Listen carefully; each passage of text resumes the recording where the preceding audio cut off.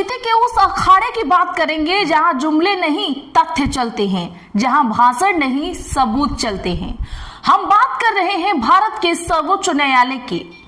कल्पना कीजिए, एक तरफ देश की सबसे शक्तिशाली सरकार, प्रधानमंत्री और उनका पूरा तंत्र, और दूसरी तरफ एक अकेला व्यक्ति जो अखाड़ों और तथ्यों के हथियार लेकर खड़ा है। नमस्कार, मैं शिवानी।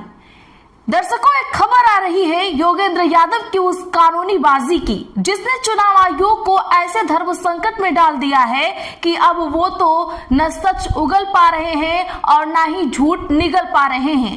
इस एक चाल ने दो सबसे बड़े खिलाड़ियों को क्लीन बोल्ड कर दिया है, चुनाव आयुक्त ज्ञानेश कुमार और खुद प्रधानमंत्री नरेंद्र मोदी। चुनावी रैलियों का शोर तो आपने सुना ही होगा। वहां वादे होते हैं, दावे होते हैं और कभी कभी ऐसी बातें भी होती हैं जिन पर यकीन करना मुश्किल हो जाता है। लोकसभा चुनाव के दौरान और उसके बाद भी प्रधानमंत्री मोदी ने घुसपैठियों के मुद्दे को एक राष्ट्रीय सुरक्षा का प्रश्न बना दिया। बिहार की धरती से लेकर लाल किले की प्राचीर तक यह मुद्दा गूंजता रहा।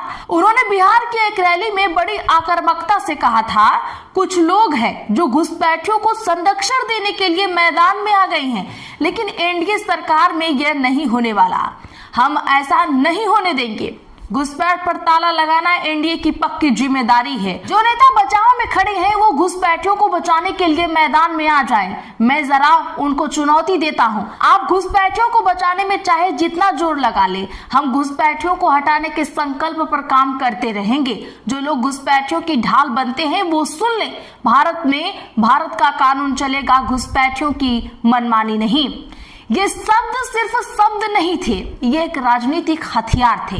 इन शब्दों ने एक माहौल बनाया, एक डर पैदा किया और वोटों को प्रभावित करने की कोशिश की। लेकिन कहते हैं ना कि हर दावे को कभी ना कभी सबूत की कसौटी पर खरा उतरना पड़ता है। यह मामला जब सुप्रीम कोर्ट पहुंचा तो योगेंद्र यादव ने एक ऐसा दांव चला जिसकी किसी को उम्मीद नहीं थी। उन्होंने चुनाव आयोग की उस प्रक्रिया पर ही सवाल उठा दिया जिसे वोटर लिस्ट का शुद्धिकरण कहा जा रहा था। चुनाव आयोग ने बड़े गर्व से कहा था कि हमने बिहार की वोटर लिस्ट को प्यूरिफाई कर दिया है और करीब 47 लाख नाम काट गए हैं। सरकार और उसके समर्थक ये इशारा कर रहे थे कि इनमें बड़ी संख्या में विदेशी घुसपैठिए हैं, लेकिन योगेंद्र यादव ने कोर्ट के सामने जो आंकड़े रखे, उन्होंने इस पूरे नैरेटिव की हवा ही निकाल कर रख दी। लाइव लॉ की रिपोर्ट के अनुसार यादव ने कोर्ट को बताया कि बिहार में 7 करोड़ 40 लाख मतदाताओं में से विदेशी नागरिक होने के आधार पर केवल 187 शिकायतें आई। इनमें से भी चुनाव आयोग ने सिर्फ 390 नामों को ही डिलीट किया, ये मानते हुए कि ये विदेशी हो सकते हैं। लेकिन इस कहानी का सबसे बड़ा ट्विस्ट तो अब आने वाला था। योगेंद्र यादव ने कोर्ट के बाहर पीटीआई से बात करते हुए इन 390 लोगों का जो ब्रेकडाउन दिया वह चौंकाने वाला था। कुल काटे गए नाम विदेशी होने के शक में 390, इसमें से मुस्लिम केवल 76 और इसमें से हिंदू केवल 314। यह पहला झटका था उस नैरेटिव को जो घुसपैठ का सीधा संबंध एक विशेष समुदाय से जोड़ता है। पर रुकिए, पिक्चर अभी बाकी है। अब बात करते हैं सीमांचल की। ये बिहार का वो इलाका है जो नेपाल और बांग्लादेश की सीमा से सटा हुआ है और जहां घुसपैठ का मुद्दा सबसे ज्यादा उछाला जाता है। यह मुस्लिम बहुल इलाका भी है। योगेंद्र यादव के आंकड़ों के अनुसार इस पूरे सीमांचल क्षेत्र से जहां घुसपैठियों की पूरी फौज होने का दावा किया जाता था, वहां से विदेशी होने के शक में केवल 10 लोगों के नाम काटे गए। और अब सुनिए सबसे दिलचस्प बात, इन 10 लोगों में से 5 हिंदू थे और 5 मुसलमान, और इन 5 मुसलमानों में से 2 की मृत्यु भी हो चुकी थी। यानी जिस सीमांचल को घुसपैठ का गढ़ बताकर महीनों तक राजनीतिक रोटियां सेकी गई, वहां से चुनाव आयोग को कुल मिलाकर केवल 3 जीवित मुस्लिम विदेशी मिले। अब योगेंद्र यादव का यह खुलासा एक परमाणु की तरह था। उन्होंने चुनाव आयोग से सीधा सवाल पूछ लिया, अगर आपने वोटर लिस्ट का शुद्धिकरण किया है तो देश को बताइए कि आपको कुल कितने विदेशी नागरिक मिले, डेटा कहां है, लाकर दीजिए। और इसी सवाल ने चुनाव आयुक्त ज्ञानेश कुमार को उस चक्रव्यूह में फंसा दिया है जिसे बाहर निकलने का कोई अब रास्ता ही नहीं बचा। अब ज्ञानेश कुमार के पास अब 2 ही रास्ते हैं और दोनों ही उनकी और सरकार की फजीहत कराने वाले हैं। रास्ता नंबर 1 वो सच बोल दें, लेकिन अगर चुनाव आयोग सुप्रीम कोर्ट में मान लेता है कि उन्हें गिने चुने 390 विदेशी नागरिक ही मिले तो प्रधानमंत्री मोदी और गृह मंत्री अमित शाह के वो सारे भाषण झूठे साबित हो जाते हैं। इसका मतलब ये होगा कि देश के सर्वोच्च पदों पर बैठे लोग सिर्फ चुनावी फायदे के लिए एक संवेदनशील मुद्दे पर देश से झूठ बोल रहे थे। और रास्ता नंबर 2 वो झूठ बोले या चुप रहे, लेकिन अगर वो कहते हैं कि हमें हजारों लाखों घुसपैठ के मिले तो सुप्रीम कोर्ट उनसे डेटा मांगेगा, सबूत मांगेगा, और वो डेटा उनके पास है ही नहीं, क्योंकि अगर होता तो वो अब तक उसे जारी कर चुके होते।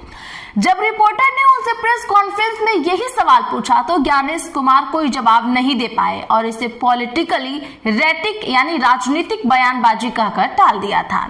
अब ज्ञानेश कुमार क्या करें? अगर वो सच बताते हैं तो प्रधानमंत्री झूठे साबित होते हैं, अगर वो डेटा नहीं देते हैं तो चुनाव आयोग की निष्पक्षता पर ही सवाल खड़ा हो जाता है। ये एक ऐसा कानूनी और नैतिक जाल है जिसे योगेंद्र यादव ने बड़ी चतुराई से बुना है। क्या आपको भी कुछ अजीब नहीं लग रहा है? अचानक से घुसपैठियों का मुद्दा मीडिया और राजनीतिक भाषणों से गायब क्यों हो गया है? जो मुद्दा कुछ महीने पहले तक राष्ट्रीय सुरक्षा के लिए सबसे बड़ा खतरा बताया जा रहा था, उस पर अब खामोशी क्यों हो गई है? यह खामोशी ही सबसे बड़ा जवाब है।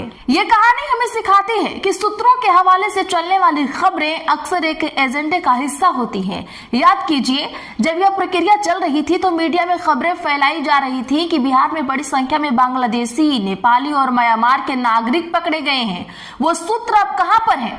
बड़ा सवाल अब देश के सामने है। क्या देश के प्रधानमंत्री और गृह मंत्री चुनावी जीत के लिए किसी भी हद तक गिर सकते हैं? क्या वो एक ऐसे मुद्दे पर देश को गुमराह कर सकते हैं जिसके आंकड़े उनकी अपनी ही एजेंसी के पास मौजूद ही नहीं है? और सबसे महत्वपूर्ण सवाल, अगर चुनाव आयोग सच बताने से डर रहा है तो क्या हमारे लोकतंत्र की नींव सुरक्षित है? योगेंद्र यादव ने सुप्रीम कोर्ट में सिर्फ एक केस नहीं लड़ा है, उन्होंने सच्चाई का एक आईना पूरे सिस्टम के सामने रख दिया है। और अब यह देखना है कि इस आईने में अपना चेहरा देखकर हमारा तंत्र शर्माता है या इस आईने को तोड़ने की कोशिश करता है। आप इस बारे में क्या सोचते हैं? क्या यह राजनीतिक बयानबाजी की हार और तथ्यों की जीत है? अपनी राय नीचे हमें कमेंट बॉक्स में जरूर बताएं। इस वीडियो को ज्यादा से ज्यादा लोगों में शेयर करें ताकि सच की यह आवाज हर किसी तक पहुंचे। चैनल को सब्सक्राइब करना ना भूलें।